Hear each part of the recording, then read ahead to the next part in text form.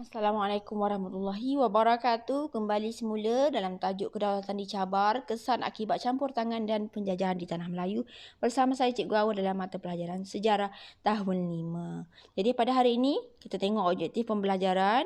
Kamu dah akan dapat menyatakan kesan terhadap ekonomi dan sosial akibat penjajahan di Tanah Melayu. Ekonomi ni apa-apa sahaja yang mendatangkan hasil, mendatangkan duit. Kamu buat kerja, kamu dapat duit. Itu kita panggil ekonomi.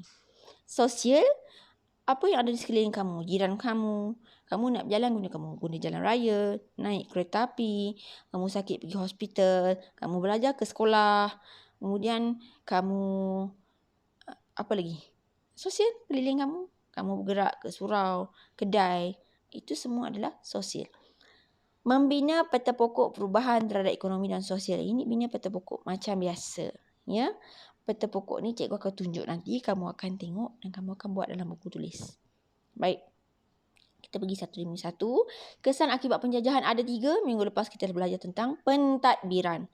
Minggu ini kita tengok untuk ekonomi dan sosial. Ekonomi apa dia? Sosial apa dia? Ekonomi apa-apa saja mendatangkan hasil, datangkan wang, datangkan duit. Sosial apa yang ada di sekeliling kamu.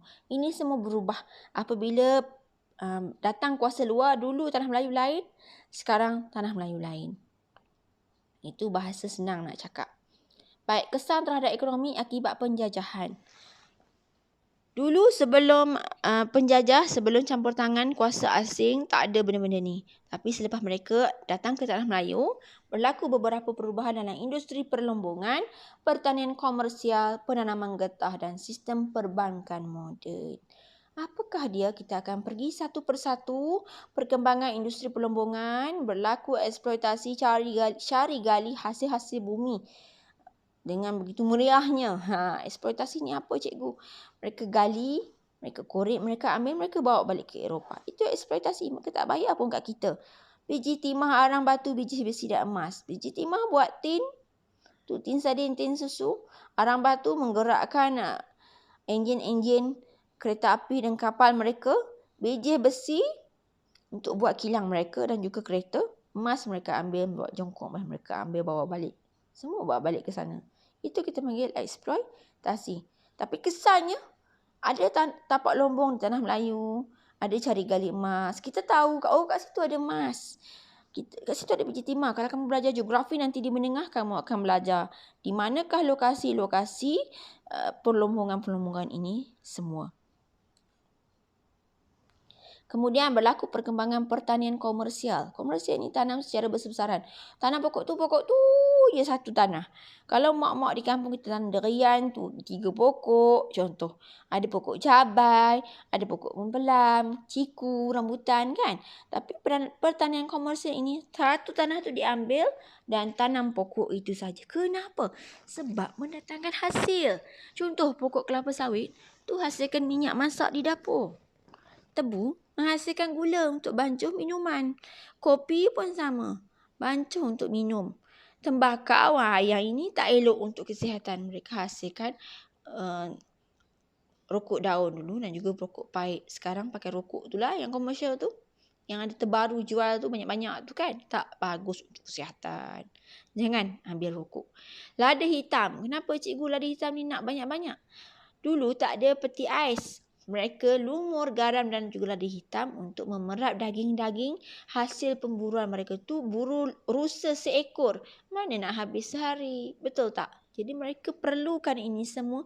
Dan di Eropah tidak ada pokok-pokok ini. Kalau bawa balik pun tak boleh tanam.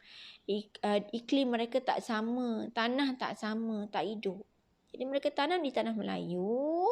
Inilah rupa-rupa pokoknya. Tahukah anda pokok tembakau, pokok lada hitam, tebu, kopi dan kelapa sawit? Cikgu tak pernah tengok pokok tembakau dan lada hitam.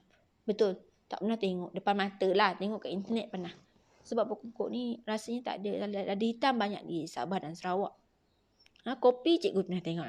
Ni betul. Cikgu pernah tengok. Mana yang serasa pokok kopi ni? Biji kopi ni. Cikgu selalu gigit dulu kecil-kecil. Baik, seterusnya perkembangan penanaman getah. Tanah Melayu tak ada getah dulu.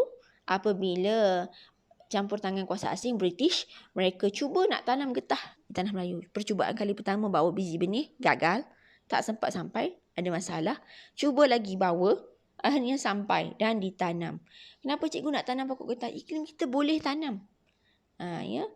Apakah hasil pokok getah banyak ni? Contoh tayar, sarung tangan getah tu untuk doktor-doktor tu kat klinik. Sarung tangan untuk buat kerja, selipar getah, kasut getah dan juga penebat haba. Penebat wayar-wayar tu mana boleh pegang terus, kena letak sikit penebat. Ada campurannya dengan getah. Jadi, penanaman getah ni, tahukah kamu pokok getah pertama di tanah Melayu terletak di daerah Kuala Kangsar berhampiran dengan bangunan kerajaan berusia lebih 100 tahun. Pokok ni cikgu selalu tengok di Kuala Kangsar. Nanti esok dah boleh berjalan, pergilah tengok. Inilah pokok getah pertama. Pokok getah ditanam secara besar-besaran di tanah Melayu. Siapa yang jaga? Inilah kita panggil imigran India.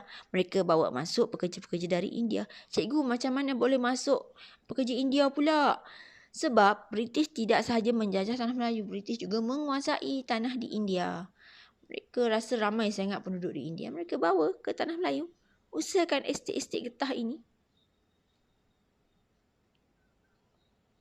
Seterusnya perkembangan sistem perbankan moden. Sebelum ada bank, sebelum ada wang, orang Melayu dulu kalau nak apa-apa, mereka guna sistem barter, sistem pertukaran. Sistem pertukaran. Sistem ni, contoh kamu ada kambing, kamu nak masak nasi. Kamu pergi orang yang tanam padi tu. Kamu minta, tuan hamba, patik ada... hamba ada seekor kambing. Bolehkah kiranya hamba nak seguni beras? Nak ambil lah. Macam tu saja. Kamu bagi dia kambing, dia bagi kamu beras. Sebelum ada mata wang, ya, sistem pertukaran. Ini adalah bentuk-bentuk mata wang sebelum yang ada sekarang. Kenapa banyak sangat cikgu? Ikut pentadbir. Macam-macam pentadbir. Banyak-banyak residen gubernur yang datang ke tanah Melayu ni. Macam-macam jenis lah. Wang yang dicipta, yang dibawa sebelum stabil sekarang. Sekarang tak ada lah. Mata wang bertukar-tukar tak ada.